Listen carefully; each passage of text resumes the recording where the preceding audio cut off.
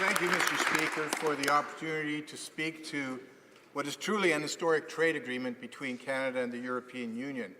I do want to begin by extending congratulations because these kinds of negotiations, free trade agreements, at the best of times are difficult. But when you have an agreement like CETA, which is the acronym that we describe this trade agreement by, when you have an agreement that complex, it is very difficult to get it to the finish line. And I did want to extend congratulations to the Prime Minister and also to his International Trade Minister for doggedly pushing this file forward. It's this close to the finish line. It's not quite there yet, but it's oh so close. And then I also want to thank former Prime Minister Stephen Harper, who had the foresight and courage to move ahead with negotiations at a time when many naysayers said this couldn't be done.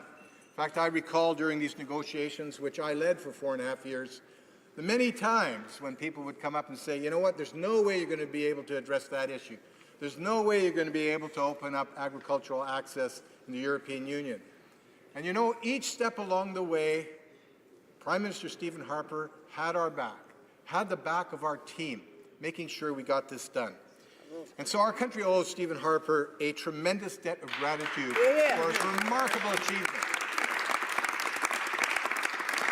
I also want to thank my former cabinet colleagues for enthusiastically supporting this agreement every single step of the way and for providing helpful advice in their areas of expertise. I especially want to congratulate and thank my colleague, the member for Battleford's Lloydsminster, who was the Minister of Agriculture as our previous Conservative government was negotiating this agreement.